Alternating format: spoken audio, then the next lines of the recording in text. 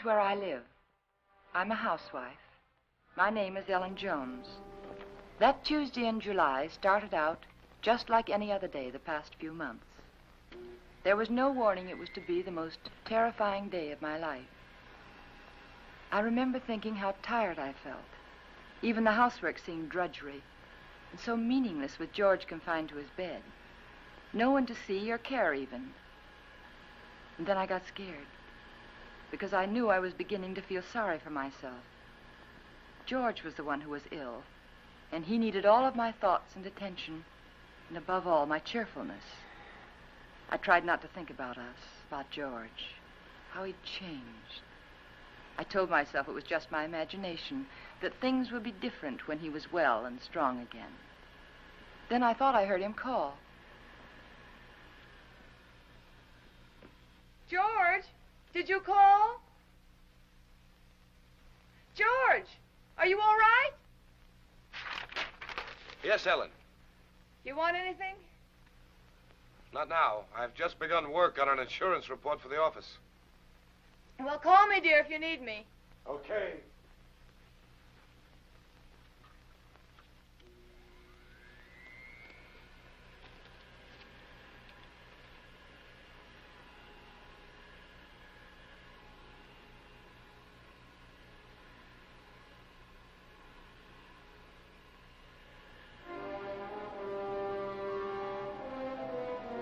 Somehow I had an odd feeling.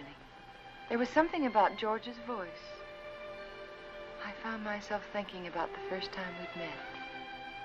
How different he was in those days.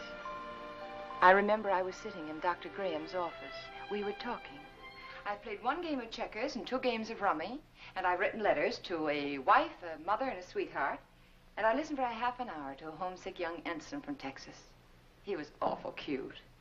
Now, what else can I do to help boost the morale around here, huh? You could go out to dinner with me.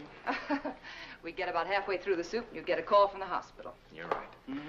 I guess my courting will have to wait till after the hostilities. There's a compound fracture down the hall who's waiting to see me, but I'll be tied up for a while. Oh? They tell me he's feeling blue. You see, his wife's expecting a baby in a minute. And I think he could stand some cheering up. It's practically done. See you later, Ann. Oh, I'm sorry. They told me I could find Dr. Graham in here. He ought to be along any minute. Why don't you come on in? Sure, thank you. Are you a patient here, sir? In a naval hospital? No. I'm just a friend of the doc's. Flew in last night with the ferry command. The only thing wrong with me is a double-barreled hangover. Too bad. Dr. Graham will be detained, so I'm taking you for an airing. And maybe he doesn't want to go for an airing. He doesn't. There's nothing a woman likes better than shoving a man around.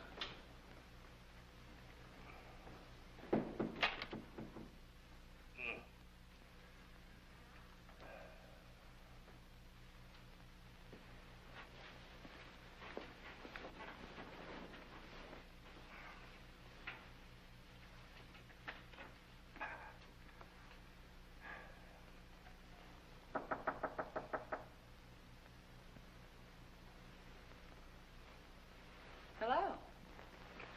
Hey. Who are you? I'm Ellen Brown. Doesn't suit you at all. It's much too plain. Oh, I'm sorry. I'd tell my parents about it, but they're still back in Kansas City. Now, what can I do for you, young man? I can think of a lot of things. Oh? Well, shall we begin with a game of cards? Well, I could read the newspaper to you. I could write a letter for you. I know.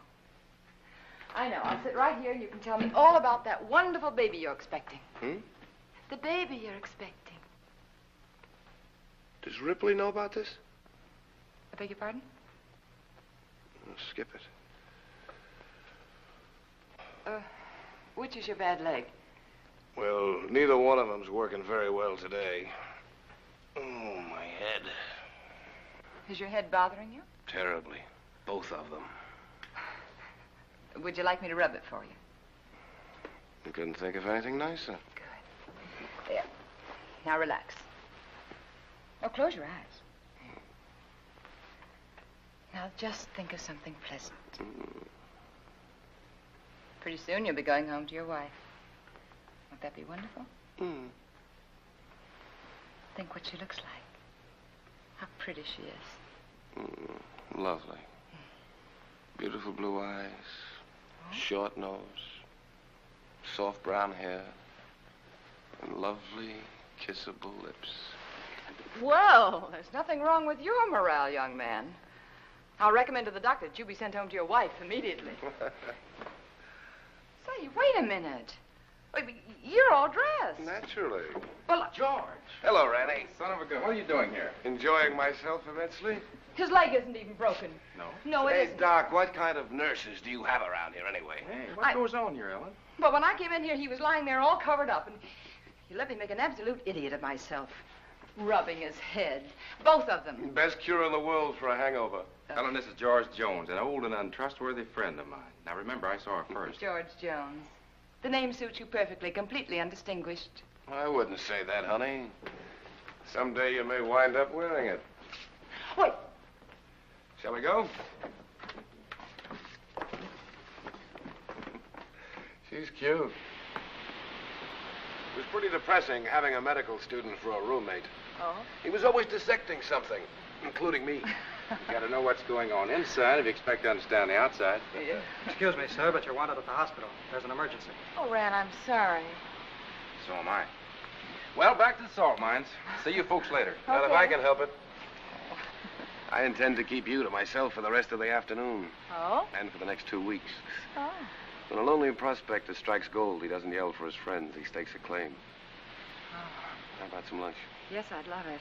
I don't like to make love on an empty stomach. No, neither do I. Especially to a perfect stranger. My Ellen, wherever did you get the idea that I was perfect? Oh, you. Would you like to switch boxes like we did when we were kids? Naturally. Oh, rather. Fried chicken, potato salad, tomatoes, cookies. Oh. Gay rations, canned ham, powdered milk, chewing gum, and 4 cigarettes. Coffee. Honestly, is that the best you could do? That's the best I could do with no ration card. Oh. Now, if we were to combine forces, pool our resources, I think we might do very well together.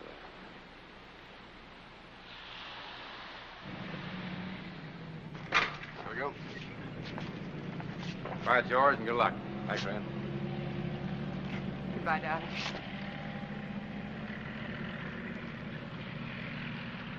Take care of yourself. I'll be back, honey. Remember that, I'll be back. Of course. Of course. And I'll never let you go.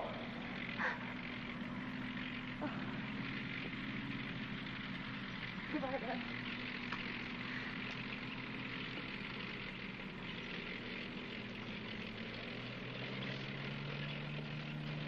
Quite a guy. Yeah, quite a guy. I'm going to marry him, Ran. I'm going to marry him just as soon as he gets back. I figured as much. Are you sure he's right for you, Ellen? Oh, I don't know. It isn't something you think about. It's just something you feel.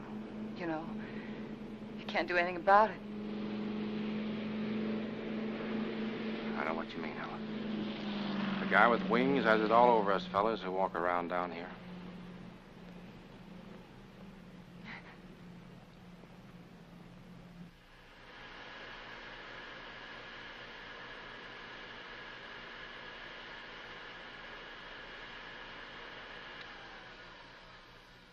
I'm coming up now, dear. Do you want me to bring you anything? No.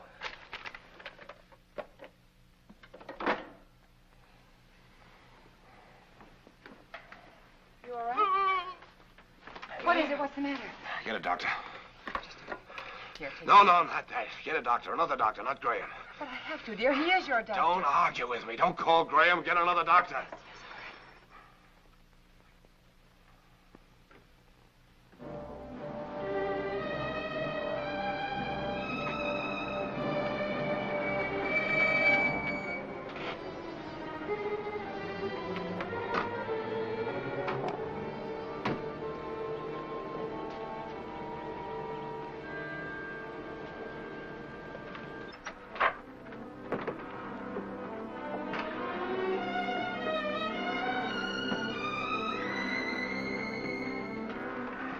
He didn't want the medicine, but I made him take it. Good girl.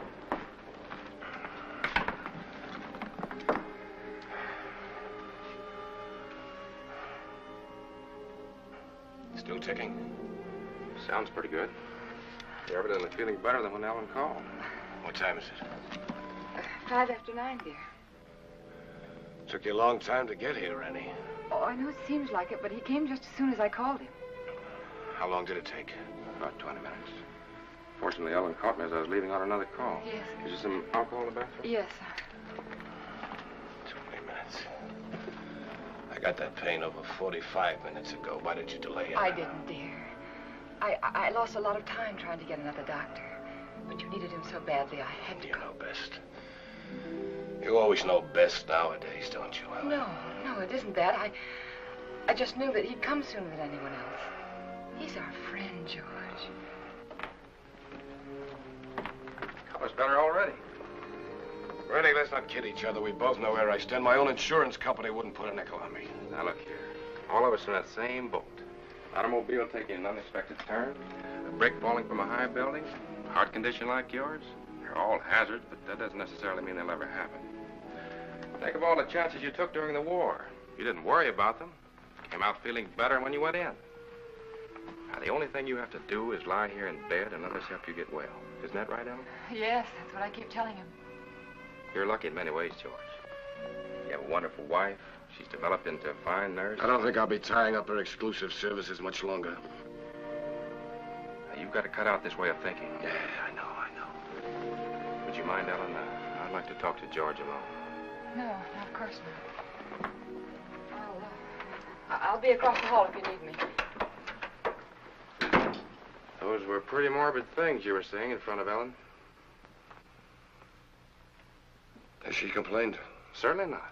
But you got to think of her, too. She's looking a little worn. Now, when you get these ideas, try using a little mental therapy. Next, you'll be telling me I ought to see a psychiatrist. Might be a very good idea. You doctors are all alike. You can't cure a patient. You tell him it's all in his mind. I'm trying to help you, George. You know that. I'll drop in again this afternoon. Maybe we can talk this thing out. Yeah, maybe we can.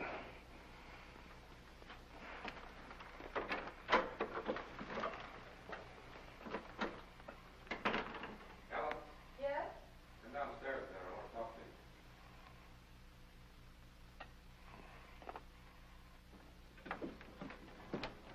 you. Ellen, did anything particular happen to upset George this morning? No, not that I know of. Why, do you think he's worse? Frankly, I don't like his mental state. Well, I think maybe it's just the hot weather. Depresses him. He's been a very active man. It's natural for him to be depressed, but Yes. when a man's at a low ebb mentally and physically, he's prone to all sorts of imaginary fears. Yes, I know. I'd feel better if he were in the hospital for a while. No, I don't think so. Well, you want what's best for George, don't you? Well, of course, that's just it. I think it would upset him terribly. You see, he doesn't seem to want anyone else around him except me. Well, this morning, he didn't even want me to call you. Oh, it isn't that he's disloyal, Ran, or has lost confidence, but lately, he seems to have taken these sudden dislikes to people. Look, Ellen, Yes? you and George aren't just patients, you're friends. George is up there brooding, and I don't like it. Could develop into something serious. If you won't send him to the hospital, I want you to have someone here to help you. I'm sure you know what's best, Ran, but honestly, I don't know how George will take it. Well, he doesn't even seem to want his aunt around anymore. Ellen, I don't think it's wise for you to try to handle this alone any longer. You're stretched to the breaking point already. I'll take it up with George this afternoon. All right. I better get back upstairs. No, Ellen. Let him relax for a while. Oh, all right. Give the medicine a chance to work. Yeah. I want you to relax, too.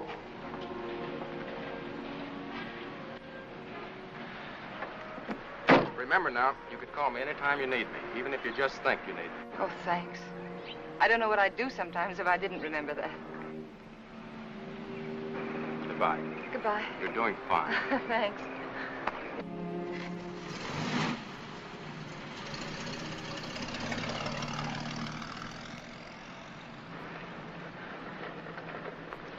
Stand where you are.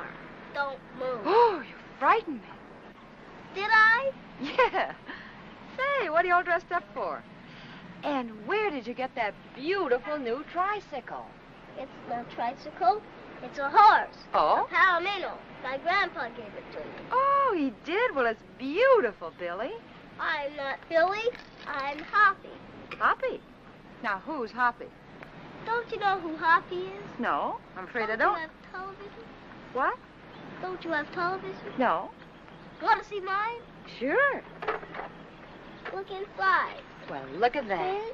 Hoppy's there, too. Just like in a real television. Why, of course, I know him. That's Hopalong Cassidy. Uh-huh. Well, saved many people today, Hoppy? Oh, 60 or 100.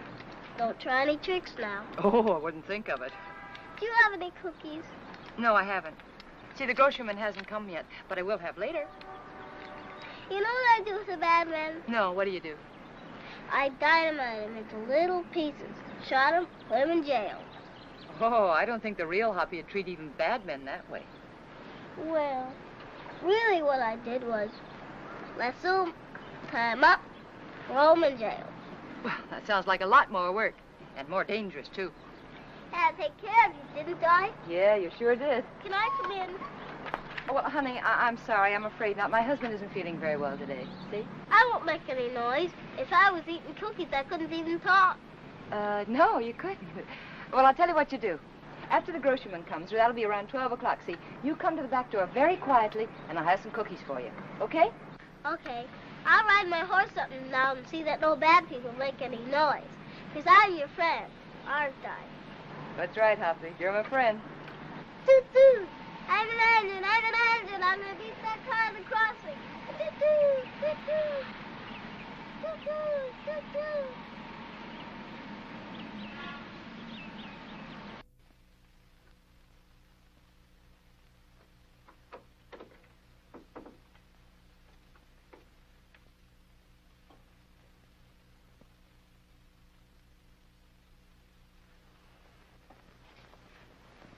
Oh, George, you weren't out of bed just now, were you? No. Oh, it must be the heat. I could have sworn I saw somebody right. What took you so long? What, dear? What took you so long? Sorry, dear. I was talking to Billy. I should say Hoppy. Let me change your pillow. You know, he's the little boy I told you about who just moved into the neighborhood. The one with the glasses, you know. Oh, he's an awful sweet little kid. What were you talking to Ranny Graham about? That's what I'm interested in. We were talking about you, dear. He thinks you worry too much about yourself.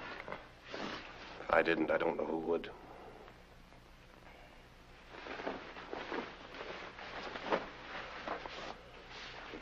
George, ever since you got out of bed yesterday to see if you could walk, I've had it on my mind. I want you to promise me not to get out of bed again while I'm out of the room. All right, Ellen. Did you call the druggist about getting the heart prescription filled? Yes, dear. He said he'd send it up later in the day. But there's enough there if we need it before. Did you tell him I'd spilled it? No, I didn't. Do you feel well enough for the paper? Yeah. Editorial page? No, just the front page is all right, thank you. Here you are, dear. You look tired, Ellen. Oh, I'm not. Just that it's so hot today. What are you thinking about, Ellen? Well, you know, I was just thinking that everything in our lives, every breath, every thought has been for ourselves. I don't think people can do that and be happy. Do you? You're getting a little confused, darling. It was me that Ranny Graham told to change my way of thinking. Oh, no. I mean, it was my fault, too. I just wasn't strong enough to help you. But we could change all that now. Ellen. Could make all the difference in the world, George. Come here, Ellen. Yes? What's the first thing you do? When? When I'm out of this bed again, away from the house? Just be so grateful that you're well. I think I'd try to do something to somebody. I mean you. For your own self. Oh. I'd like children. Yeah. Yes. And then I'd like a garden. A real garden. Like the woman next door has. And I'd find out about flowers and things, and I compare notes with every other woman on the block. So you'd have a garden and children, huh? Oh, isn't it good to plan again?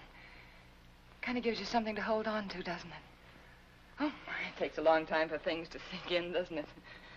But you always said that, George. You always said make a plan for everything and then stick to it. All right. All right, our plan now is for you to get well. And then afterwards... You must think I'm very stupid. Stupid? Don't you think I know you're in love with him? In love with whom? Graham. Well, that's the silliest thing I ever heard of you. You're not as subtle as you think you are, Ellen. It's quite obvious. First, I thought it was just an infatuation, but now I realize it's more serious. Serious to the point where my life is more in danger from your heart than mine. George, what are you talking about? I almost feel sorry for you, Ellen. He overrated you, Ellen, just as he underrated me. You haven't the courage or the intelligence he thinks you have. Please don't talk like... Do you suppose I don't know he told you to rake over these old coals this morning? No, dear, he didn't. Convinced me I was a failure by making me impossible promises? I know something about my own sickness. I know what happens to a man when you take away his self-respect. George, I know what happens when you constantly upset George, me. this is wrong. I know it is. Please don't upset yourself anymore. Please. That's what he told you to do, isn't it? Did he No. also tell you to delay getting help to me like you did this morning? How could you do that, Ellen? How could you take a man of second-rate intelligence George, like dear, that? we'll do anything you say. I'll get another You didn't doctor know right what you away. were letting yourself in for, did you, Ellen? Please don't talk anymore.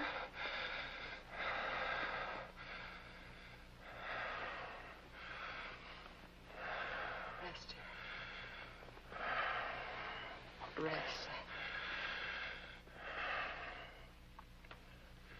Oh, George, you just couldn't believe those things you've said about Dr. Gray. I don't even want to hear his name.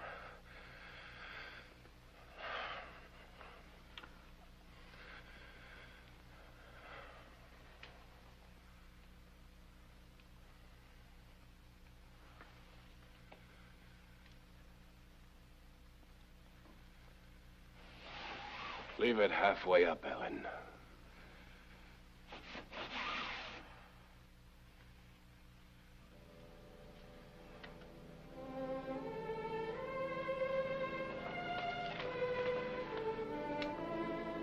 I was so hurt I could hardly keep from crying. But again, I reminded myself that George was terribly ill and he didn't mean it.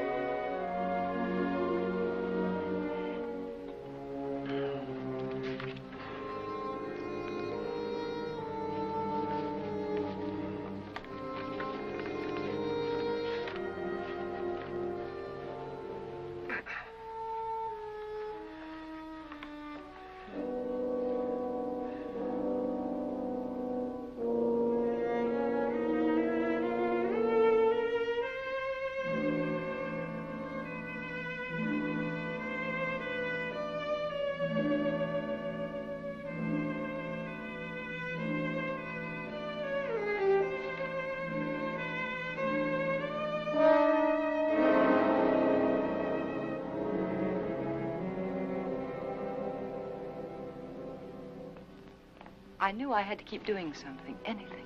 Anything to keep me from hearing George's words. He didn't mean them. He couldn't mean them. It was his illness, the heat. And when I took his lunch up to him, I'd be pleasant and cheerful as if nothing had happened. Hey. Oh, hi, Hoppy. What's the matter? Oh, you don't have to whisper now. He's awake. I was just fixing his lunch. Did you come for your cookies? Bobby's just not so big, but I've already had my lunch. You're not begging. I want to give them to you. There you are. Take the tray. But Say, are you catching a cold in this weather? you sound just like my mom. No, I'm not. Oh. I could do something, too. Present for me? Uh-huh. Oh, Hoppy, how nice of you. Wonder what this could be. Oh, that's very nice of you. Are you sure you don't want to keep it yourself? We got a big television at home. A real one. This is just a pretend one. Well, I know it is, but it's very nice, and I want to thank you very much for giving it to me. Mommy says television's good for when you're sick. Mm. Daddy says it makes him sick. Oh. Mommy lets me look at television, so I stay in bed. Well, I think that's a very good idea. I'll have to tell my husband about that. Can I see him? I can play with him if he can't go outside. Oh, well, that's very nice of you, but I don't think he's well enough to see people, dear. I won't make any noise. I'll just eat my cookies and look. Well, perhaps in a week or two when he's feeling better, huh? Okay. My horse is sick. I gotta go see my horse. Okay.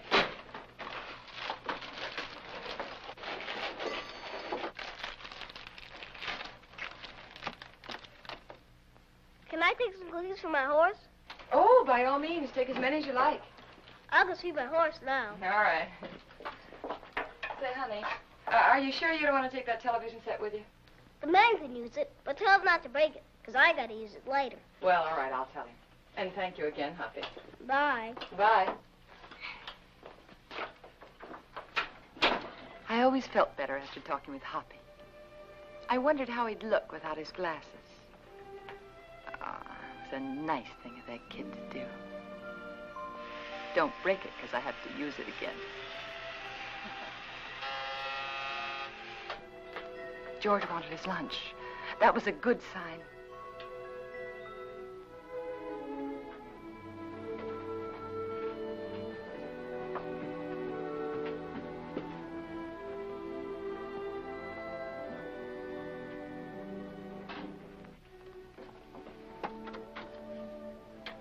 Hungry? Yeah, as a matter of fact, I am. Good. Feeling much better. Hoppy sent you a present. Television set. And he says not to break it because he has to use it later. You two are getting to be great pals, aren't you? Oh, yes, he's a darling little kid. He's so eager to please. Oh, honey, not now. All right. But at least you're going to have clean hands and face before you eat. Ellen, has the postman come yet? What'd you say, dear? Postman, has he come yet? Oh, no. No, he's very late today. Guess it must be the heat. Would you give him this letter when he comes, please? Dear, I thought you were resting. Oh, it's a rest in a way. A relief to get that written. New insurance law affects the Emerson estate. I've got to check over. All right, dear, all right. I'll meet him at the gate. Give it to him myself. How's that? Good. Thank you.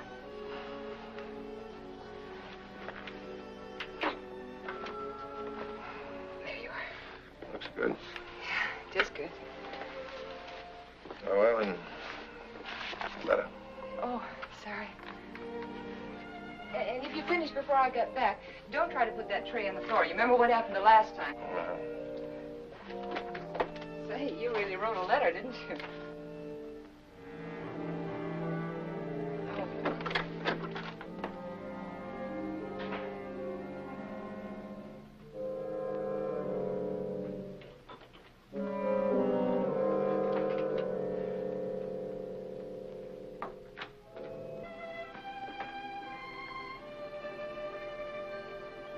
I wanted to stop a minute and chat with neighbors, but I knew George wouldn't like it.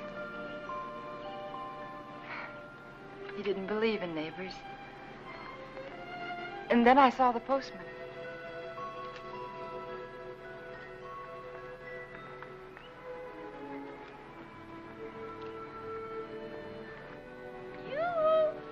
When do you think this heat's going to break? Morning, Mr. Carson. Oh, good morning, Mrs. Jones. Certainly is hot, isn't it? Oh, it sure is, especially with this mailbag. Looks heavy, all right. If I'm all in now, I wonder what I'm going to be like this afternoon. Well, I guess I'll live. Yeah. Everything's so high, I've got to keep my nose to the grindstone. Yeah. Got a pension plan. Did I tell you about it? Yes, you did. Well, you got to follow it to a T. Every penny counts. Yes. You know, my wife doesn't understand that.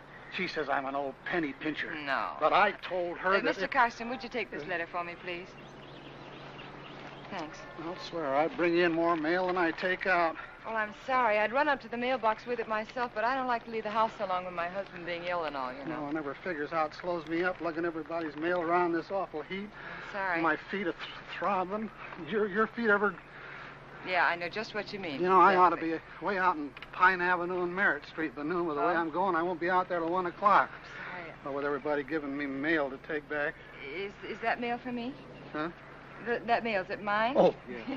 Excuse me. Thank you. It's all right. It's that retirement plan that keeps me going. Yeah, I'll bet it is. Well, thanks again, Mr. Garcia. You're welcome. Well, glad to see your husband's well enough to be up, Mrs. Jones. Goodbye. I wish I could lie down for a while.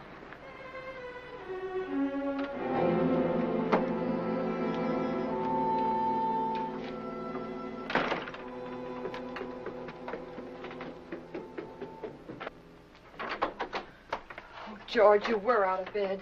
And you promised me you I wouldn't. can't get out of bed in my condition. But, dear, the postman said he saw you at the window. Did he really? Well, no, he didn't actually say he saw you. But... Postman's got a touch of sunstroke. Yeah, me too, I guess. Oh, that hot wind certainly doesn't help much. You finished? Yes, very nice, thank you. I'm glad you got that letter off. Yeah. Come over here, Ellen. Sit down.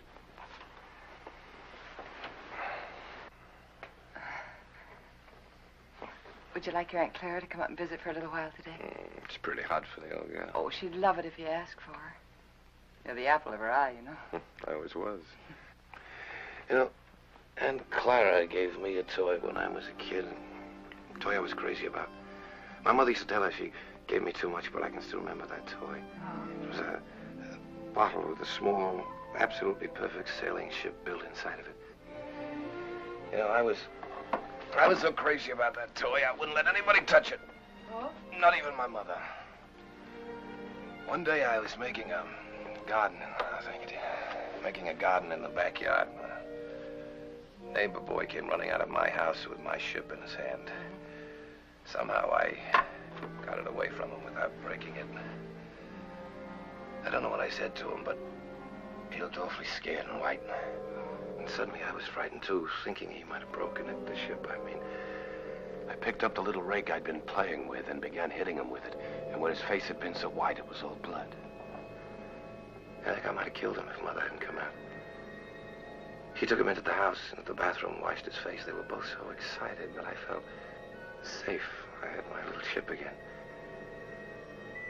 When the neighbor boy stopped crying, Mother turned to me and she said, "Give it to him." She sounded so strange and quiet, I knew I had to. He held out his hand. I could see he hadn't learned anything, so I handed him the ship. But just as he was about to take it, I let it drop on the tile floor and I stepped on it. You'd never have known what it was, but somehow or other it was mine. Mine more than it had ever been before. I remembered every little perfect thing about that ship. But to them it was just a mess of broken glass and matchsticks on the bathroom floor.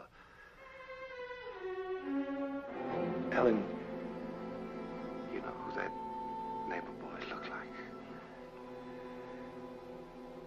You know, very much like Graham. Your Dr. Graham was going to find himself in exactly the same position as that little boy. But we're not going to have him here again. But that doesn't change the fact that you're wrong about him. He's been wonderful to you, so thoughtful and given you so much time. Maybe that's because he's a bachelor, huh? No home life. He's been a good friend to us. Ellen, time's limited, so you must listen carefully. Randy Graham may have you, all right. But he'll be disappointed with what he gets. George, please. George, I can't let you talk this way anymore. I'll fill this up.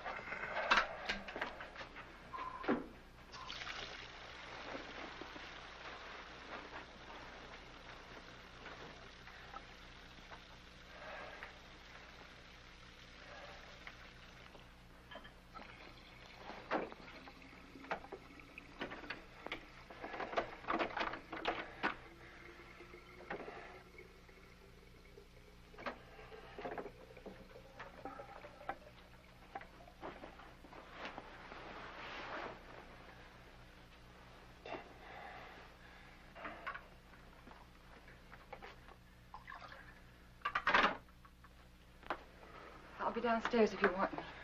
You'd better wait, Ellen. I've written the district attorney asking him to make a complete investigation if anything happens to me today before he can get help to me. Why do you torture yourself like this? Why do you imagine things that don't exist? That letter exists. It proves you're trying to kill me. But I'm not. I'm not. If I can't help you, George, then I'm going to get someone else in who can. It's not me that needs help now, Ellen. You gave that letter to the postman yourself just a while ago. Yes? Yes, I gave him the letter, the one that you wrote about insurance policies. I knew you wouldn't recognize a district attorney's name if you saw it. Nobody ever does. Isn't that strange? Everybody knows he's a district attorney, but nobody ever knows his name. We are going to get someone else in, another doctor, because this is all in your mind. My mind is fine. Just to reassure you on that point, let me tell you that letter was about insurance. I told the district attorney how much insurance we had on each other's lives. And if either one of us died, the other would do very nicely for the rest of his life. Or her life very comfortably indeed. Oh. I also told him how you and Dr. Graham, how you were working together to aggravate my condition so it wouldn't look like murder. George! I also told him how you were gradually giving me overdoses of the heart medicine. But that isn't true. Anyone would know that isn't true. Would they? Why is that bottle almost empty, huh? We only got it the other day. Well, you told me that you spilled it on the tray. You told me that yourself, George. You didn't tell the druggist that. Oh, Mr. Phillips will make an excellent witness against you, Ellen. He'll be the first if anything happens to me. And let me tell you, there'll be others. The letter takes care of everything. The druggist, the medicine, the doctor, he's in it too. Oh, you've implicated your old friend Graham, you know. Nothing's going to happen to you. I don't know whether you're doing this to frighten me or not, but I'm going downstairs and get that letter back from that postman. You're not going anyplace anymore, Ellen. Because I'm going to kill you. I decided that definitely this morning.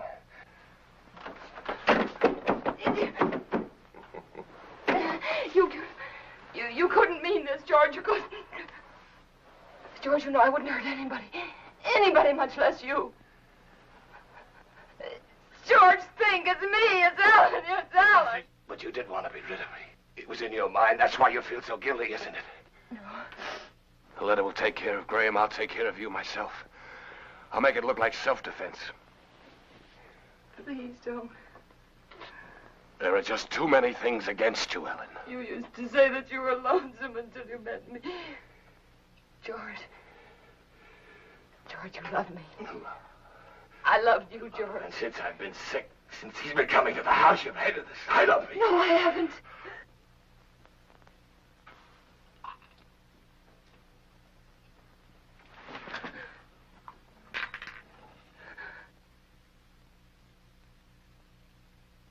Oh. No.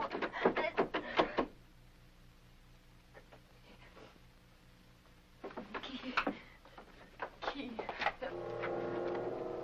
It was one of those awful dreams. The kind I used to have when George was overseas.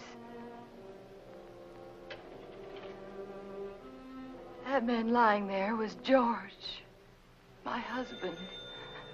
He was dead. And he died trying to kill me.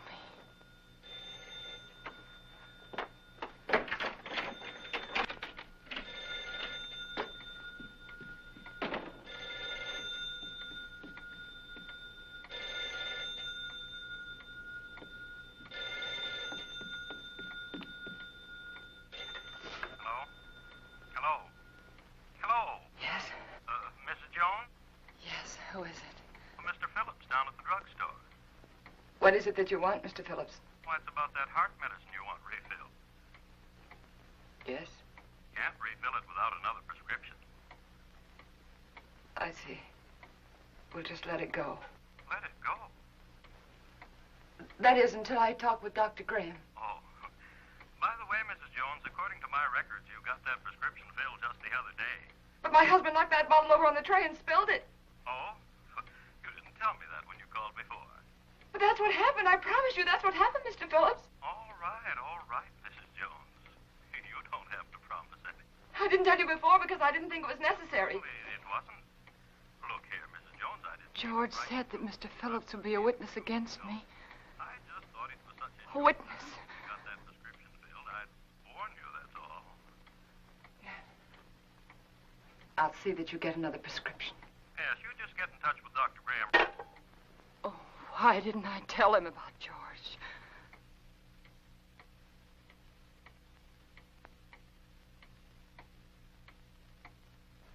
That letter. I had to get that letter back.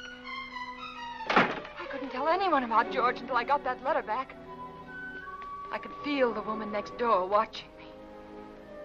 Maybe she'd be a witness against me, too. She could tell them how I ran out of the house and then back in again. How strangely I was acting. It wouldn't matter what she thought if I could only get that letter back. And I tried to think, which way did he go?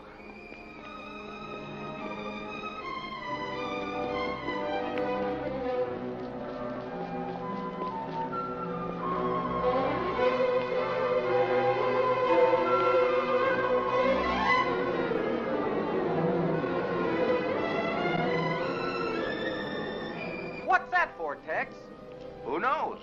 The heap needs everything we can put in it. Yeah, but what'll it do? Who cares? Pardon me. Can you tell me, did the postman go by here yet? The postman? Yeah. Yeah, old Oddball plowed his way through here a little while ago. Oh, which way did he go, do you know? That way. Oh, thanks. Yeah, up that way towards Merritt Street, you know. Yeah, I know.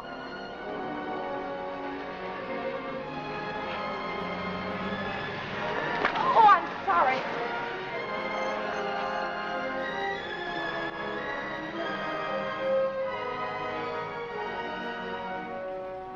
That's right. You know, every time I go home at night, I always tell my wife, Laura, if it wasn't for that pension plan of you, I just never get up. I just drop in my tracks one of these days, and that'd settle it. I just never get up anymore, and that's all.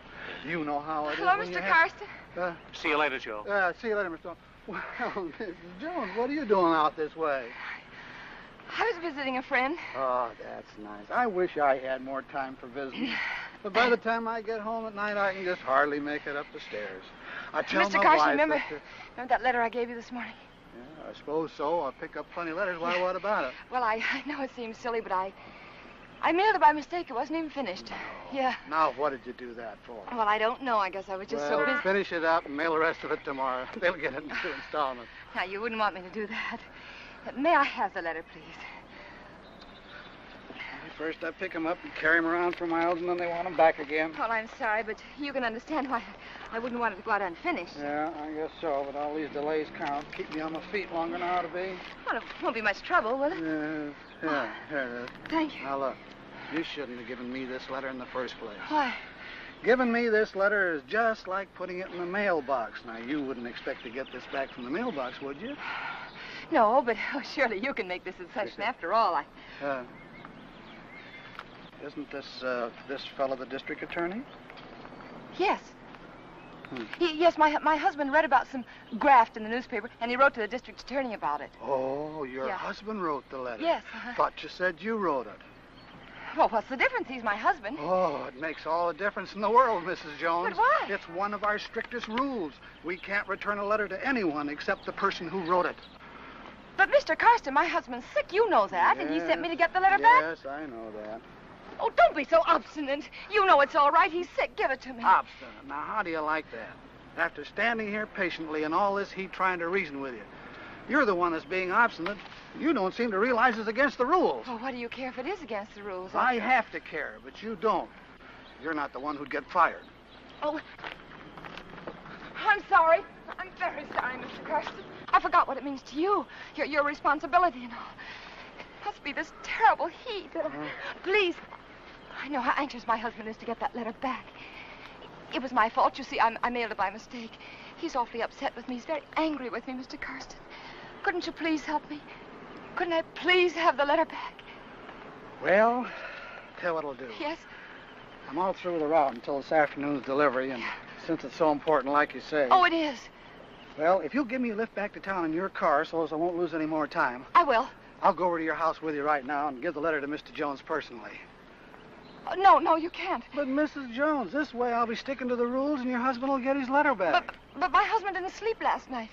And he fell asleep just before I left, and I wouldn't want to wake him. I'm trying to do the right thing by everybody concerned. But it seems to me you don't want to cooperate, and I'm not going to risk losing my job for anybody. I'll try to understand. No, I can't talk about it any longer. Can't waste any more time. Do you want me to take the letter to your husband personally, or don't you? No. All right, then I'll take it to the post office like I'm supposed to. You can go down there and get it from the superintendent. Superintendent? Yeah, he's got more authority than I have. Maybe he'll give it to you. I see. But you better not waste any more time. Once I bring the mail in, they send it out right quick. Oh. Once it leaves the post office for delivery, nobody can stop it. The post office downtown? Yeah. Yeah, thanks. Oh, Mr. Garston, how do I get there? The shortest way on. Right on down the boulevard, shortest. You can't miss it. Thanks. How much time do I have, do you think? Oh, about 2:30, maybe a little before. Thank you.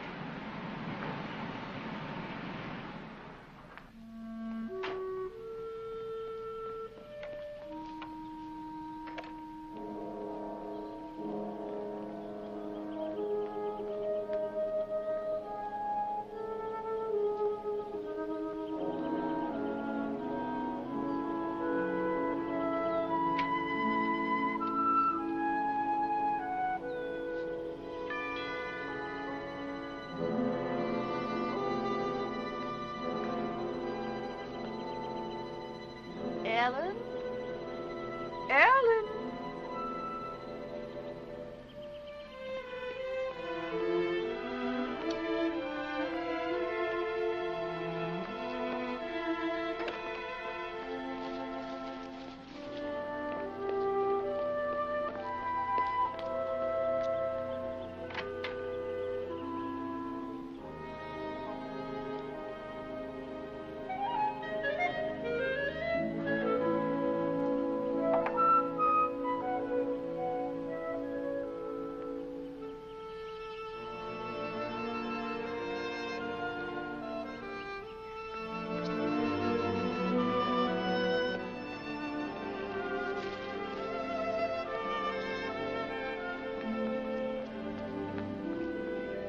Pardon me.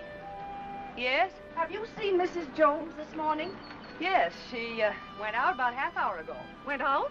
Yes? But what about George? Mr. Jones. She hasn't gone off and left him alone, has she? Well, husband's sick, you know. So I've heard.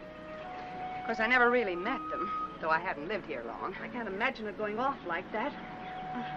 I'm Mr. Jones's aunt. I made him some jellied consomme. I've packed it in ice. It's melting. I never dreamt I wouldn't get in. I could tell you where the key is. The key? Perhaps you'll think it's nosy, but I happened to see her when she locked the door. Well, isn't that good of you? The front door? Yes, it's right over there, above the door. Thank you. I don't know how you stand in the sun without a hat on. I'd dry up like a flea.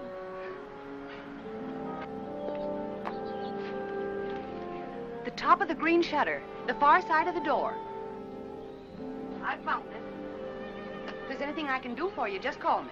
You've been very kind. Thank you.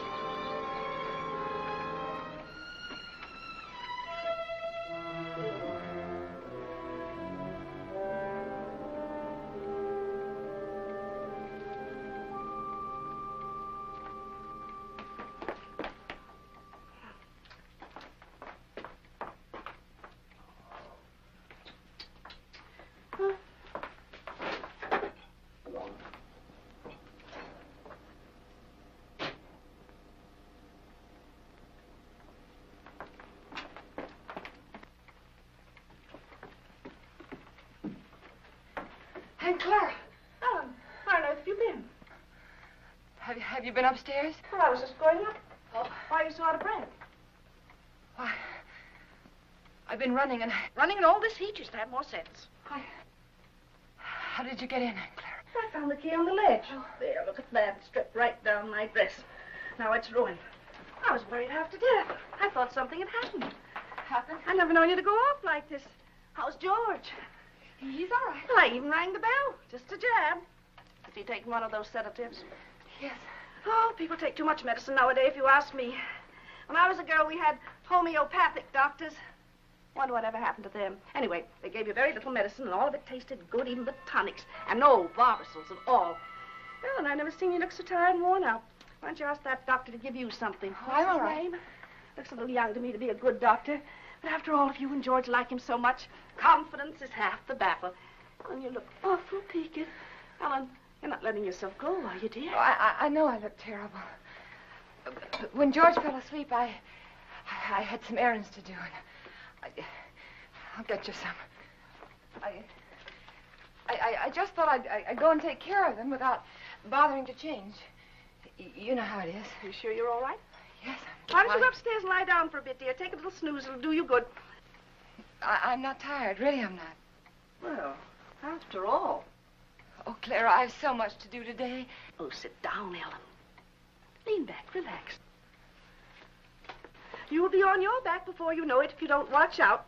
After all I want to do is to help. From now on, I'm going to have more time, too. Ellen, I forgot to tell you.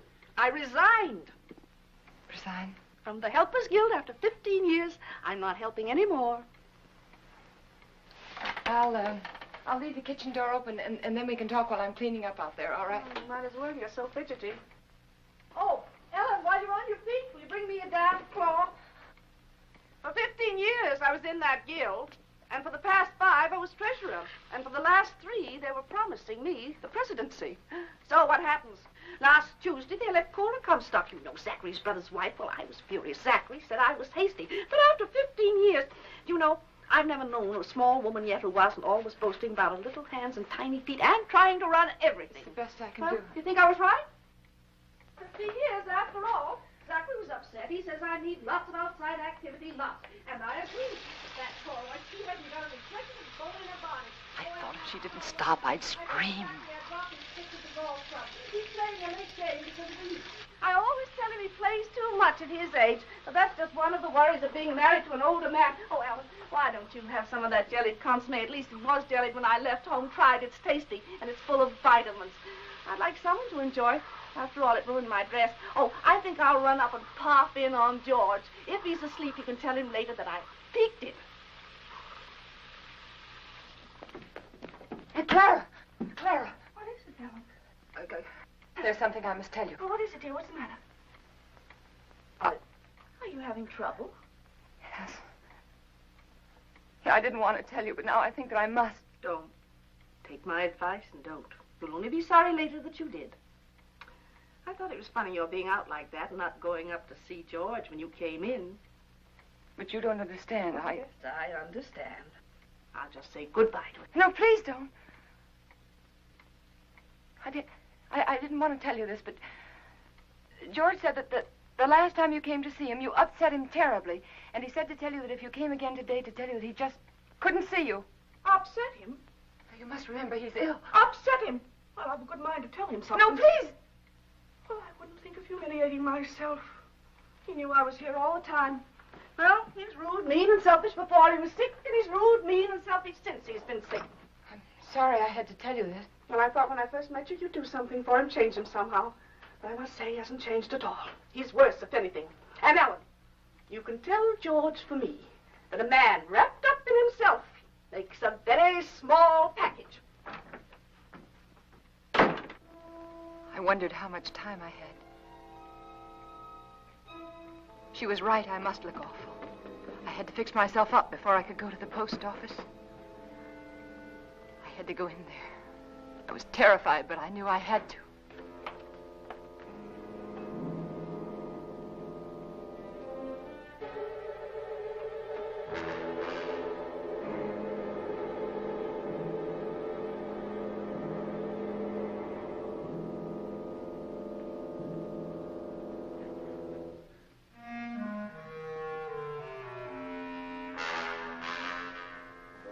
George, he was dead. I mustn't let myself think about it. I mustn't think about anything until I get that letter back. That letter that said I killed him. Maybe it was a dream. No, it wasn't. I must fix my face. I must look presentable. Like any other housewife making a simple request for a letter. A letter that was mailed by mistake.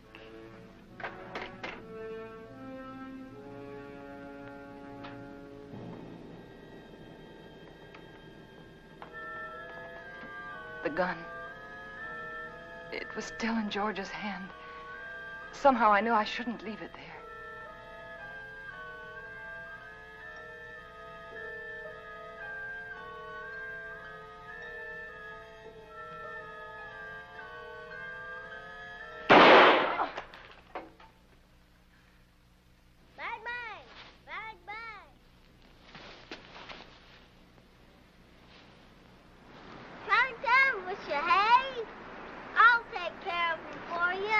It's all right, Hoppy.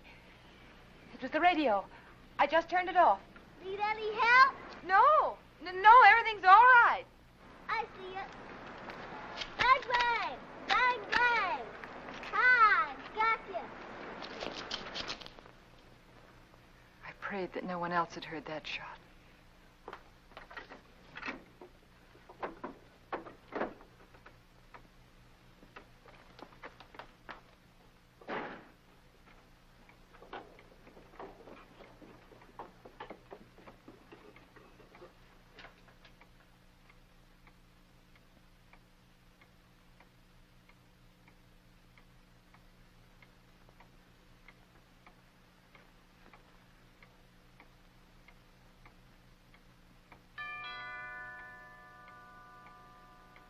I thought perhaps if I didn't answer, he'd think no one was home and he'd go away. But he didn't. He just rang the bell again and then stood there.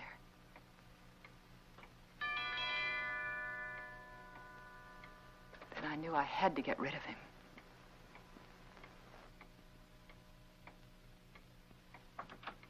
Yes? Good afternoon. I'm Mr. Russell. Yes? I'd like to see Mr. Jones. He's expecting me. Expecting? Yes. He telephoned me the other day. Well, there must be some mistake. My husband is not well. He isn't able to leave his bed. He told me he was ill, but he did telephone to be here this afternoon. Well, nevertheless, he isn't well enough to see anyone. But it's a business matter, Mrs. Jones. I'm sorry. But the doctors forbid him to see anyone. He warned me that I'd get some resistance from you. He did? He explained that you were over-solicitous about his health, but that I wasn't to take you seriously. Oh. Your husband only wants me to authenticate some legal papers. I'm a notary. Won't take but a few minutes. I'm sorry. I've already told you he isn't well enough. He's had a relapse. The doctor just left here a few minutes ago. And he said he wasn't able to see anyone today. Not anyone. Well, I'm sorry to have bothered you, Miss Jones. Oh, that's all right. I'll leave my card. Perhaps you'll call me. Yes. Better. Yes, I'll call you. Good afternoon. Goodbye.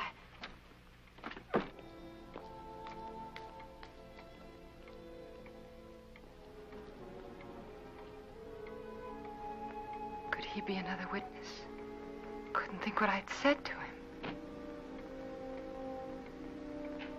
Oh, I'd have to be more careful.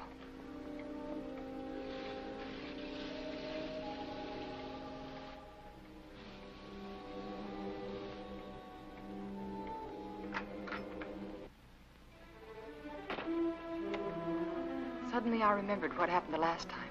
I had to be sure no one could get into the house.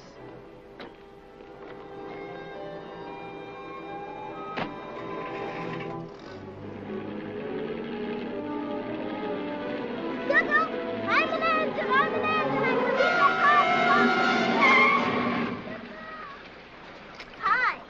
Been to the crossing, didn't I? Billy. Where you going? Are you all right? Sure. Can I go with? No, you can't. I'm sorry, I'm late. And for heaven's sake, be more careful, will you? Don't you ever do a thing like that again. Do you hear me? Okay. My horse ate up all the cookies.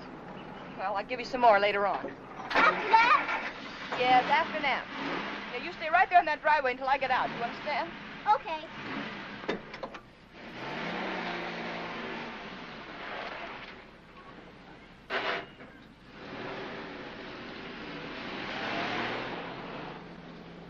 All I remember about the drive downtown was I kept thinking, this time I must control myself. I must keep calm.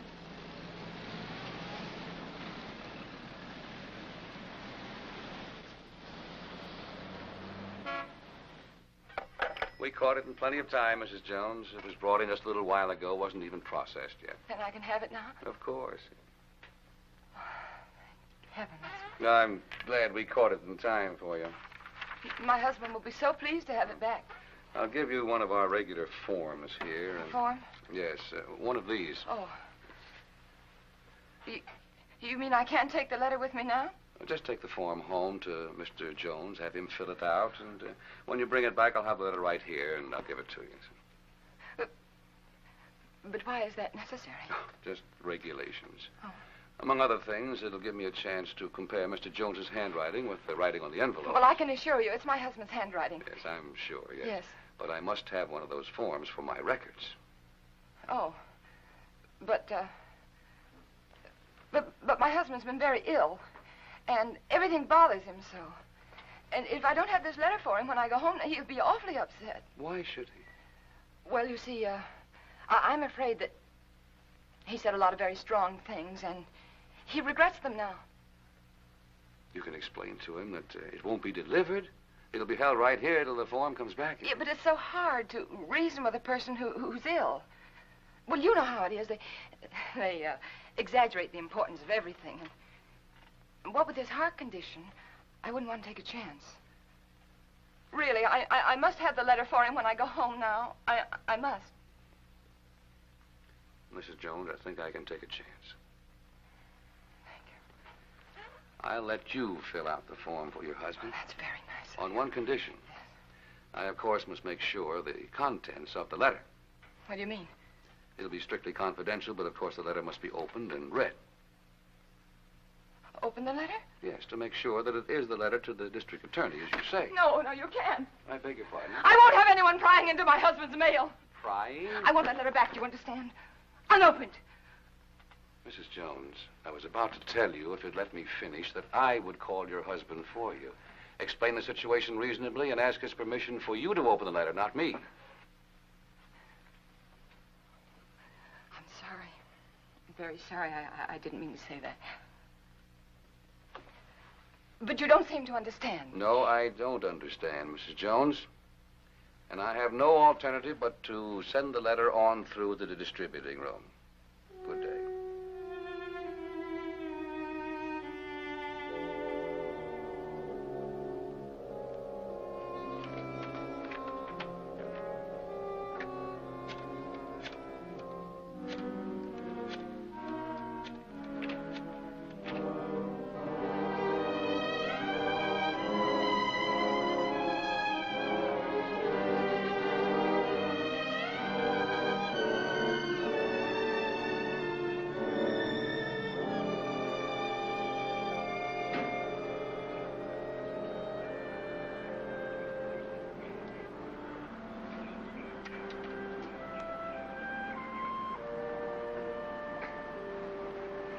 Mrs. Jones. Mrs. Jones. I don't want to intrude, but I couldn't help noticing you all day long. I've had the feeling that something was wrong, and I'd so like to be able to help you. Oh, I know we haven't been too neighborly, but trouble's something else again. Can I help you? Is there something I can do for you? Of course, I know you're anxious to get up to your husband, so you run up and see if he's comfortable and settled, and then you come over. Or call me. I'll be waiting for you. She was kind. She might have been my friend. She might have helped me.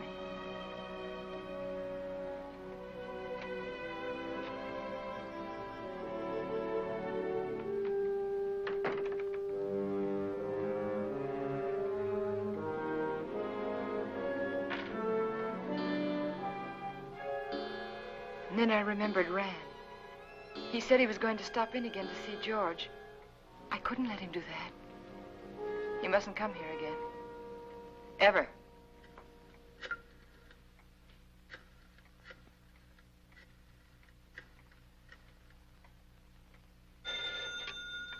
Dr. Graham's office.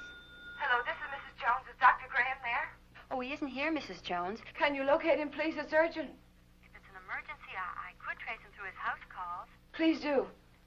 It's very important that Dr. Graham doesn't come here today.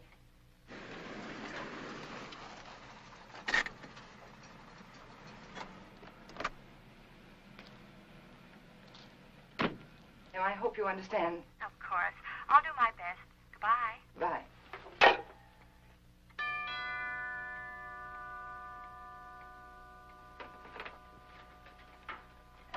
Doctor, I just called your office and I just told your What nurse is it? that Well, George felt he wanted to consult another doctor.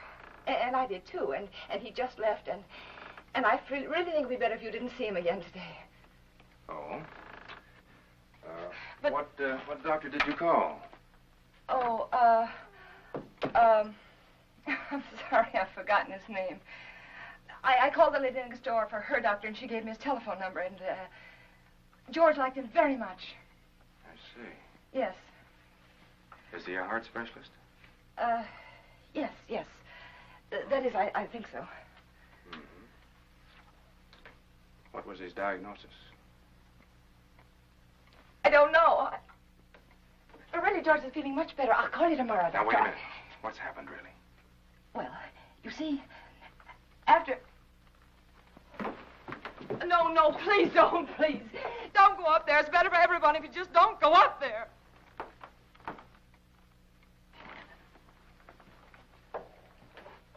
Ellen. It... Is he dead? Yes. He had a gun. He tried to kill me, but before I could shoot, he... Take it easy, Ellen. Take it easy.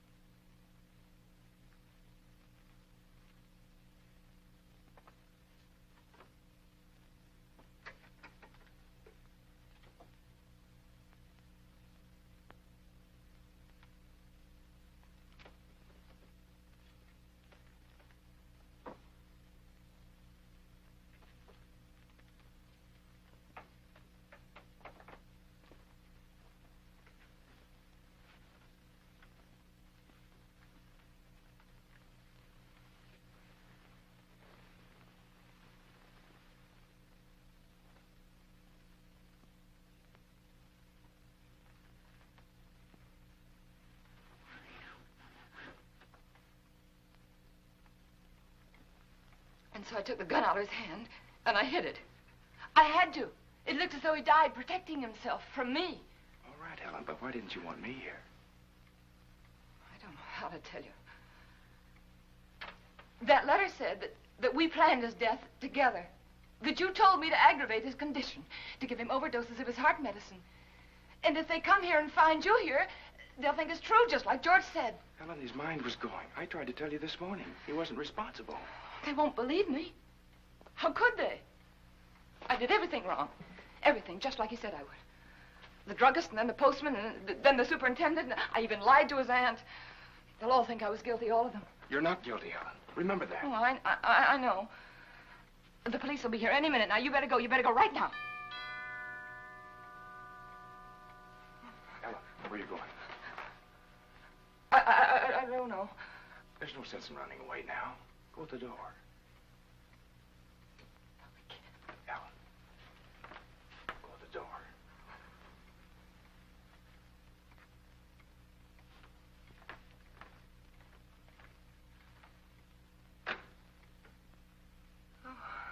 Hello, Miss Jones. I got a letter for you this afternoon. I didn't put it in the slot because, well, I guess I should feel kind of funny coming here like this after what happened between you and me this noon. But it's all right. I understand. Here's the letter you gave me to mail this morning. What? Surprised I didn't realize it at first, a thick letter like that and only one stamp. Those public officials like the district attorney won't accept postage due mail, you know. Insufficient postage? Yeah, the other end just won't pay the postage in these cases, and we have to return them to the senders. How do you like that? Not enough postage, and we have to deliver them twice. Yes. Crazy business. You know, some folks might think I'm stingy. I know these extra stamps Cost only just a few cents, but Yes, I if I understand. multiply you by everybody else... Yes, I understand. And thanks again for the letter, Mr. Carson. Oh, that's all right. Goodbye. And thanks again, Mr. Carson, for bringing the... Welcome.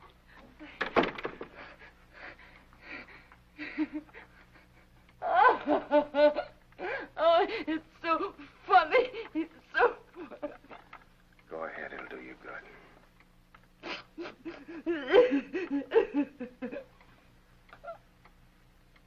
You know, I tried so hard to get it back. All right, Ellen. You've got it now.